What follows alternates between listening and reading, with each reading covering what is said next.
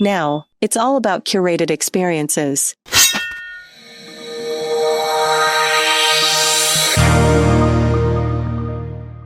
People don't like that much choice. And really, in this world of infinite supply, what they really want is intelligently curated solutions. I wondered if we could move on to then talking about curated solutions, meaningful life experiences. And I'd like to explore with you what you actually mean by curated solutions, because to me it sounds like surgery, why this is important in today's digital age. And, and then I want to just pick up on a YouTube video I was listening to earlier to ask a key question about what's possible for entrepreneurs today. So let's just kick off. What do you actually mean when you say curated solutions? Well, as we mentioned earlier, in the world of infinite supply, there's no limit of content out there.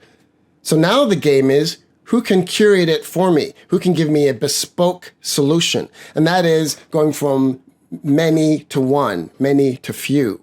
People think they like choice. But choice is a double-edged sword, and too much choice is a bad thing. There's a great piece that Malcolm Gladwell, the author of Blink and a number of other great books, talks about with this. They do a test in the grocery stores. There's 35 types of spaghetti sauce. That is not good. People don't like that much choice. And really, in this world of infinite supply, what they really want is intelligently curated solutions. And so that's how you can differentiate yourself from everyone else. If, for instance, I'm in martial arts, if you're talking to martial artists, then they want certain types of content. And they want you to have done the legwork of finding out that this is something of value for martial artists. So you know that vertical. Maybe you're in CBD and marijuana. That's a very popular vertical right now. They want curated solutions on how to grow or how to take care of it or how to choose what strains. So whatever the vertical is, it's about you being the expert in there, bringing your expertise to bear to create solutions for them that walk them through the process so they don't have to go out and find stuff.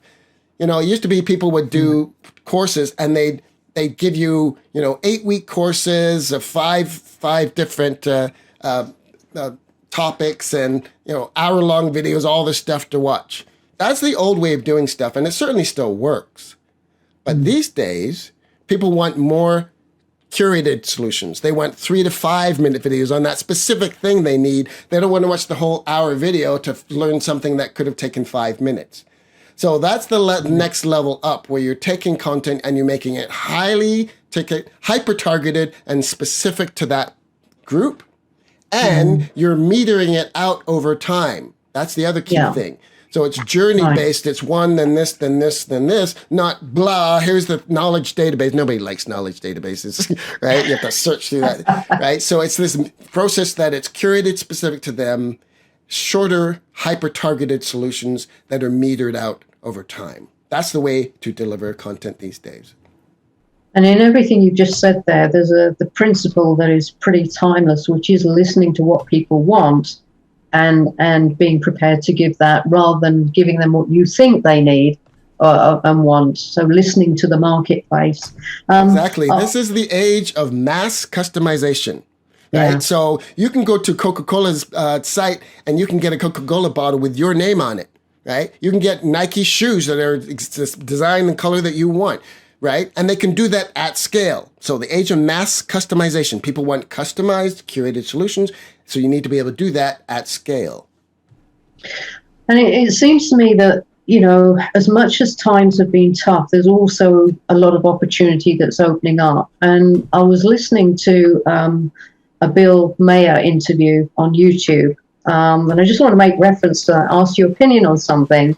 Because he was kind of trying to say something valuable, that basically people should give value to society. And he referenced all the traditional jobs like nursing, accountancy, all those sorts of things. And yet at the same time, he seemed to be dismissive of anything or any possibility outside of that. And with reference to his conversation, and he was particularly kind of dismissive of what young people are doing now. We'll come on to that in a moment. But it raised a question in my mind, which I wanted your thoughts on, which is, how possible is it to take maybe a gift, a talent you have, do something you love with it, provide value, and make a living with it outside of all that conventional stuff that he referenced. Your thoughts? Yeah, I love Bill Maher. He's great. I resonate with a lot of the stuff he says. But I think he's a little off base on this. He's kind of disses on Gen Z and specifically on influencers. And yes, there is certainly a group of people that are kind of like pretenders. They're all about, hey, I'm on Instagram and I'm doing this and look at me, I'm awesome and cool. There certainly is that. But there is also a whole lot of people that are working very hard, are highly disciplined and focused young people that are generating 6 and 7 and even 8 figures doing what they love. The beauty of today's world is that you can do what you want. Bill Maher talked about you have to get that first job when you're 19, 20 at McDonald's, or that shitty job delivering papers that you don't want. Newsflash, Bill Maher, you don't have to do that anymore. Right? Back in the 80s, there was a commercial about, it basically said, you know how to play video games. What do you know about computers? They were dissing the fact that the kid only knew how to play video games. Well, now you can make 7 figures playing video games as a kid. There's many that do. So the bottom line is you can monetize anything that you can do. I think the thing that Bill Maher misses is that it still takes a lot of work and it takes discipline and stick-to-itiveness and grit. And that's no different, and that's timeless, and that's always been the case. So the good news is you can do whatever you want, but you have to learn to do it. And it's the same thing we just said earlier. You have to generate value, and then bring people into your tribe. And then over time, they'll get to know, like, and trust you and buy what you've got. And if what you've got is how to play video games cool, well, then that's what they're going to buy. So you can monetize anything, but that's not to say that it's easy or simple. It's not. It's a lot of work. It's a lot of discipline, and you have to do it every day. Yeah, and I think, what you've just underlined is we've got a world of opportunity before us now where you don't have to do all the traditional conventional stuff. But as you say, the same thing applies, that you've got to give value, and it's got to be answering, a problem, if you like, or solution to a problem, or something that people really want that they will buy from you eventually. But the thing about value still applies. And building on what you've said so far, and just to summarize this bit, you've talked about brand, and you've talked about the relational style in which you build brand. It can't just be, chasing after people aggressively, selling them stuff. There's got to be a relationship in the customer's journey, where you give them value, as you say. And that brand is the way forward through this social storytelling that you say. Perhaps for the young entrepreneur, it seems to me it's really important that they figure out who they are and what they're about before they even get into that. Otherwise, it's going to be quite chaotic. Do you feel that young people are pretty in tune with who they are and what they're about, or what's been your experience? Well, it's interesting.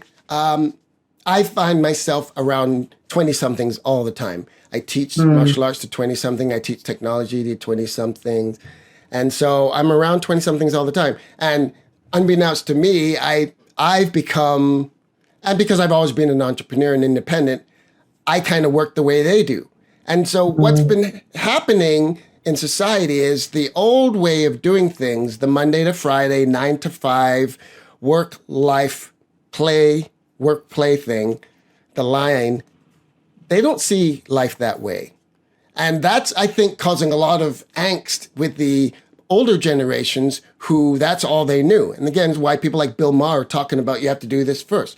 Well, you don't. Not only do you not have to do that dumb job at the beginning, but you don't have to do the Monday to Friday. You don't have to follow that thing. And if you are doing work you love, if you love playing video games and you're going to make that into your career, if you love doing design or fashion or makeup or martial arts and you want to make that into your career and you're 21, 22, then yes, you do have to do all the work. But you don't have to follow the Monday to Friday thing. And more importantly, if you are doing that thing that you love, there really is no line. There's no line between work and play. The line suggests work bad, play good. And, the way I really see it, and it's very telling, is if you ask a Gen Z what they think of this, you're going to get a very different answer than if you ask a boomer. Boomer will often say things like, it's a ball and chain, or have to be unplugged from my phone on the weekend. I need time away. But the Gen Z is going to say, unplug, what the heck is that? You'll pry it out of my cold, dead hands is what you'll do, right? So the way that you think of that, and I think people misunderstand the process as well of learning these things. You know, again, a lot of people say, oh, they're on their phones too much, those young people. To me, that's like saying you drive your car too much, you wear your glasses too much, you use your refrigerator too much, use that stove thing. We didn't need stoves in my day. Well, those things are now an integral part of our modern lifestyle, and so is this.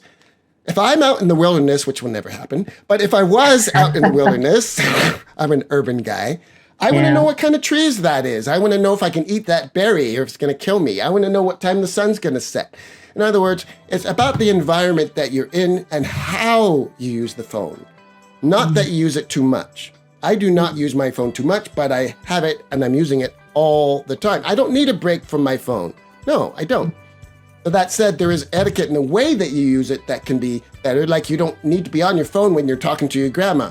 You don't need to be on your phone when you're eating supper, right? You can eat supper and then go check your phone. So there is etiquette around when you're using it. But just saying they use their phone too much is misguided. And it speaks to the disconnect between the older generation and the younger generation. But this is a good thing. You can now work anywhere and you can have people working with you from anywhere. And you can do whatever you want if you put in the work to make it happen. You have been listening to the Modern Samurai interviews with Martin Ricketts, the Digital Samurai, hosted by ANITA Narayan. On the next episode, we'll discuss the critical importance of content-based marketing. Don't settle.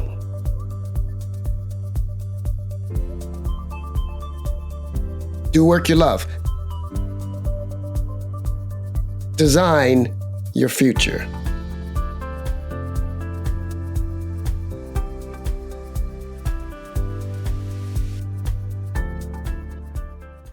Discover the best way to grow your business. Design your future. Monetize your story. Powered by Digital Samurai. Get started now. Scan the code or go to designyourfuture.biz.